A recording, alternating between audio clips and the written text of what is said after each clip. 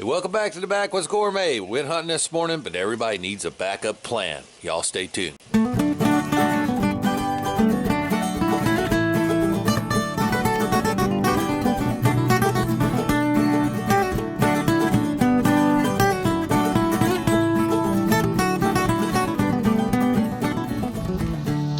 Alright, well folks, I've been out here hunting all day. I got a morning. I ain't seen nothing. We seen buck sign everywhere we went. But what we didn't see was bucks. We also didn't see or any of those either. Really wanted to get something this morning and cook it up for you guys today. But don't look like Mother Nature's really working with me today. Well, I guess you could probably just, for me, it's more like an armed hiking trip than it is a hunting trip. Difference being that we're armed with shotguns. Really been slow. I've hardly even seen birds. One of them things. Of course, a major cold front came through yesterday. Got half the south buried in snow. It's in the 50s here today. No snow, thank goodness. Okay, right here, deer just had a party, I guess. I don't know. It's just completely covered in deer tracks all the way back, way over here. Don't know what's going on. Maybe a little mating. The rut is kind of wide open right now. Here, finally. There is a good scrape right there. And he's been knocking the crap out of these limbs up here.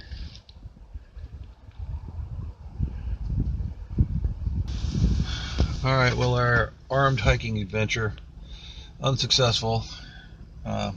No game. So let's go back to the house, and I got a lamb roast in the fridge. Let's go cook that bad boy. Alright, so today we have this beautiful lamb shoulder, boneless, and we're going to do it on the Dutch oven. So we're going to start by making a rub. Alright, we have a large bowl here. I'm going to start by making a rub. And all these things are about a tablespoon. Okay, that's fennel seed. Alright, fennel seed. One, about a tablespoon of salt. Okay, and that goes. And you can adjust these as you like. This is chili powder. We're going to go about half a tablespoon of that. This is back with don't like hot things. Paprika, smoked paprika, tablespoon, give or take. Garlic, tablespoon. Alright, and last but not least, well, not last but not least, a teaspoon of clove. Clove can be pretty strong, so about a teaspoon of ground clove. And then last but not least, about a tablespoon of cinnamon. Alright. I'm going to mix those all together real well. These got a few lumps in them, so I'm going to kind of squish them with my fingers.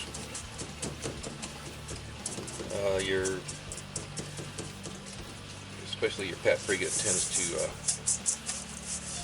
clump up, so we're just going to mix that real well in the bowl. Get in there with your fingers if you need to.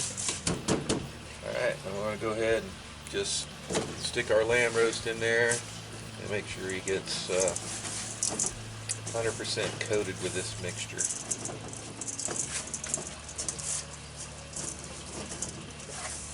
Then you have to pick it up, and this one's been boned out, so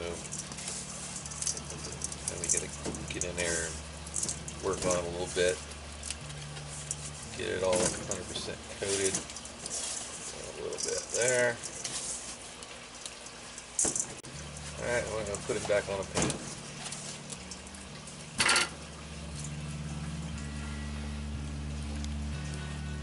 Alright, now that we have him rubbed, we're going to go ahead and we have some rosemary here. I'm going to cut those rosemary pieces up into about 2-inch long pieces. I'm going to go ahead and just impale it with a narrow bladed knife, like this nice little fillet knife here is, or nice narrow blade. Just put it in there, stab it down in there and twist it around, and we're going to poke these 2-inch pieces of rosemary right into it. Okay. Just feed them right down into those holes you're making. Sometimes twisting it around helps a little bit.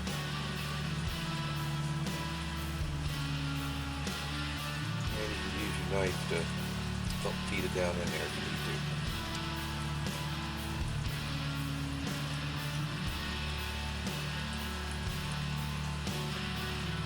So we're going to finish up the whole thing, and we'll show you what it looks like.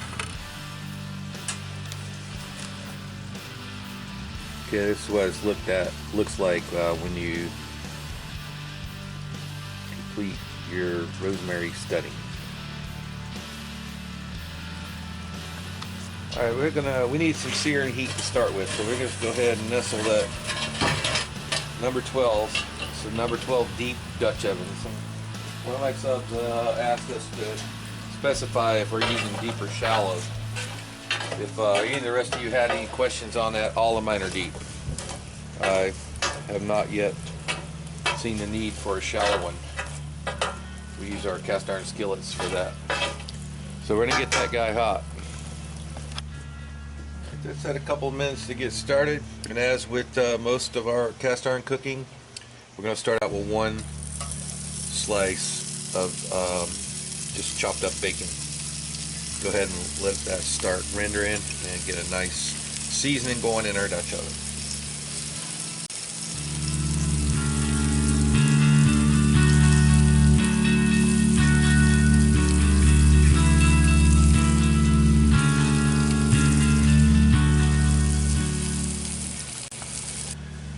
Okay, the bacon's fully rendered and we removed it. The pan's nice and soaking hot, so we're smoking hot. So we're going to go ahead and sear the bottom of our lamb roast. So chuck her down in there. Hotter the better, really, for this.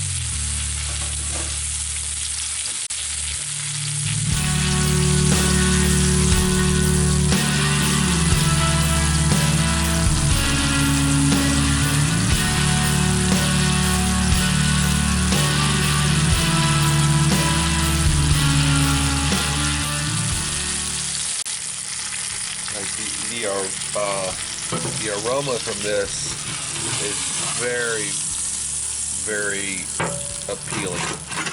But we just seared the bottom, so we're going to take it out.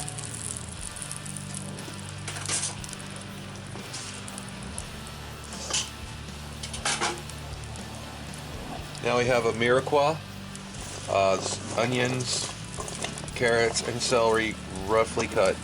We're going to go ahead and start caramelizing those guys right in that little bit. The fat from the bacon, a little bit of the seasonings that are in there. So we'll go ahead and start searing those off.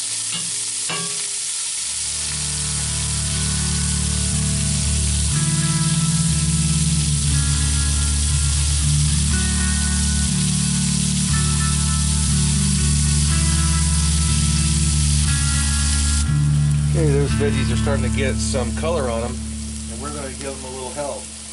And what we're going to put in there is a little blue agave nectar.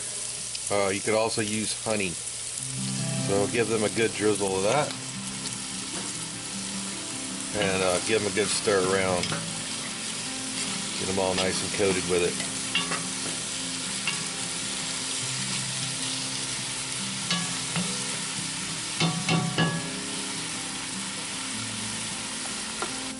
Okay, it's been just a few minutes. We're going to go ahead and put our lamb shoulder that's all studded with that beautiful rosemary in. we're going to go ahead. We're going to take, you can use olive oil, but if you have this is a 100% pure pecan oil, or pecan oil as we call it here in the South. Got this up in Georgia, and we're going to just drizzle that all over the top of our lamb roast. And we're going to add a little moisture here. This is a Lake Ridge Southern White, one of my favorite drinking wines.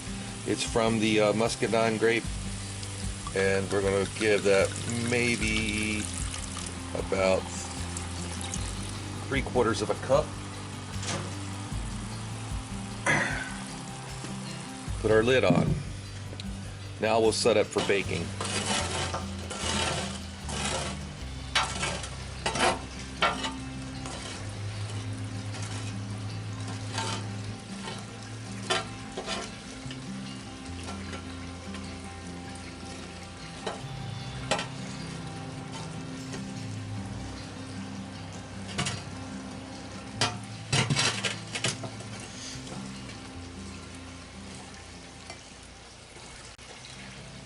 We want to cook this at 300 for 1 hour.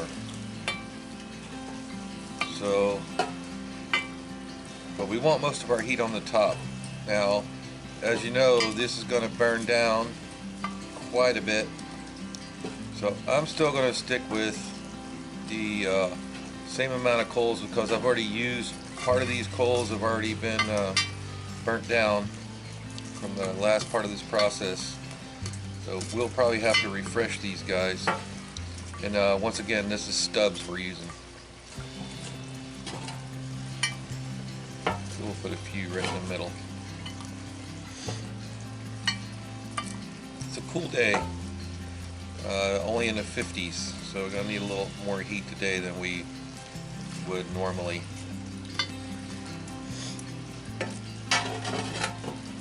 Alright, we'll be prepared to change those coals out. Alright folks, it's been about 35-40 minutes. Today it's really cool and windy, so our coals have burnt down quite a bit. So we got another supplemental fire going over there of charcoal, and we're going to put them on the top only at this point. Let's go in and take a quick peek and look to see what it looks like. Alright, let's go see what she looks like real quick. Still like this old-fashioned lid lifter. It's pretty low tech. It's not cat made, but see, it's cooking pretty good. We really need to sear that fat cap on the top. That's why we're going to put this second round of heat right on the top. Let's take its internal temperature. Well, we're right down here in the thick end of it, and that's still only 101 degrees. So we're looking for about 135, 145 medium. That's where we want to get this to. So definitely having some. So today our cook is kind of slowed down by the weather. You know, so is the deer hunting, apparently, or hunting period. We weren't necessarily after deer, but kind of anything. But all right, so we'll refire. We're gonna just take all these guys, put them on top.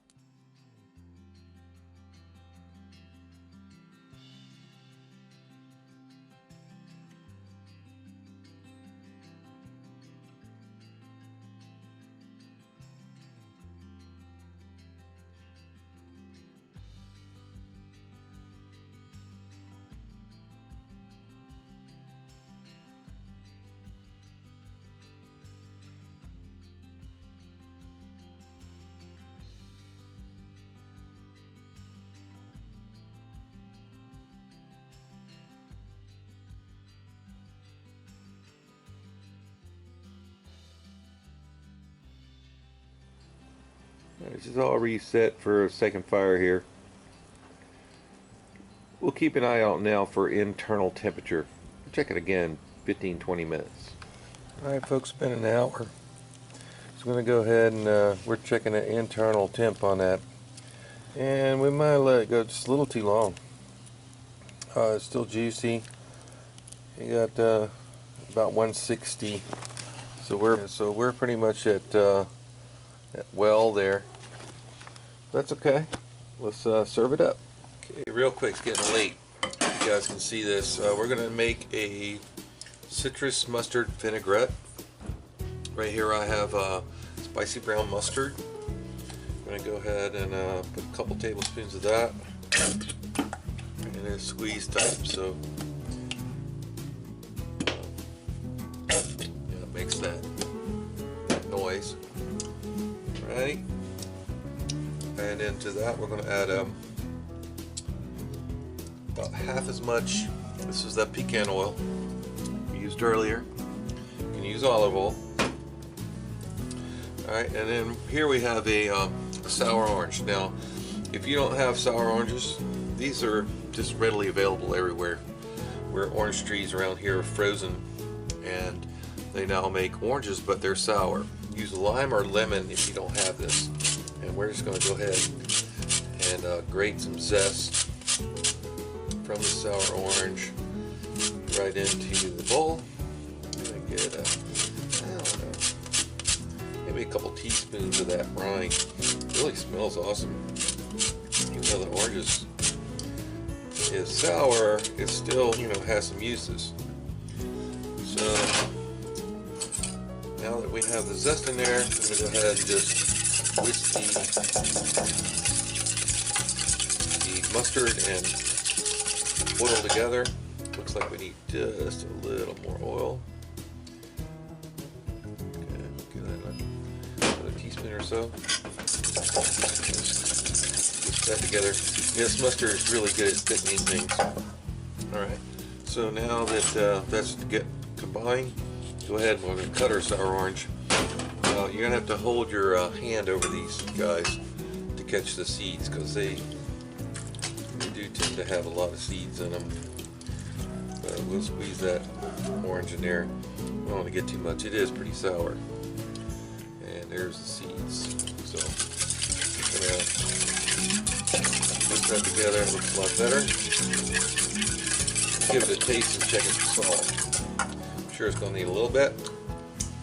And it's not bad, but it does need a little salt. Let's give it just a good shake of salt.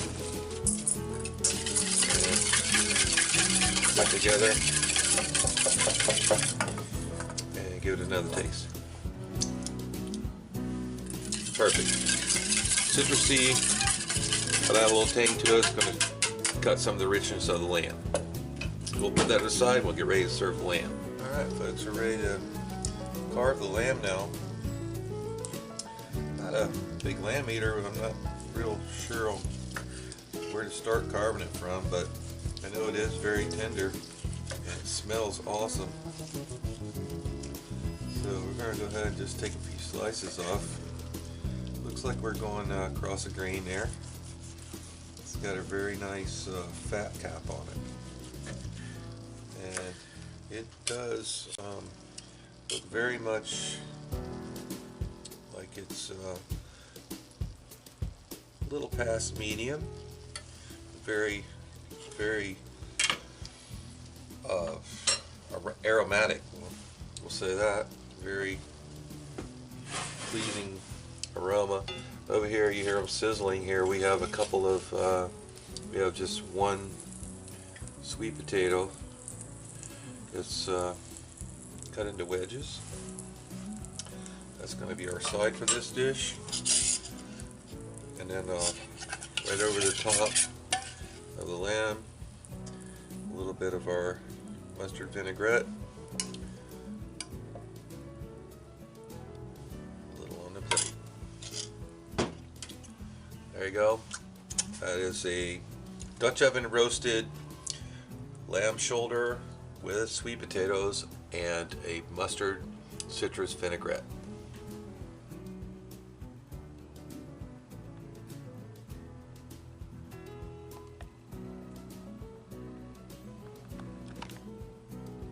Hey guys, dinner was great. The lamb is very gamey. And so if that's what you're looking for after a hunt that, you know, didn't go quite right, this would have been great. It was great for me. You know, it's just like eating a big old fresh piece of venison shoulder. Thanks for watching the Backwoods Gourmet. As usual, please subscribe, share, comment. Hey, if you like what we're doing, hit that like button. We'll see you next time.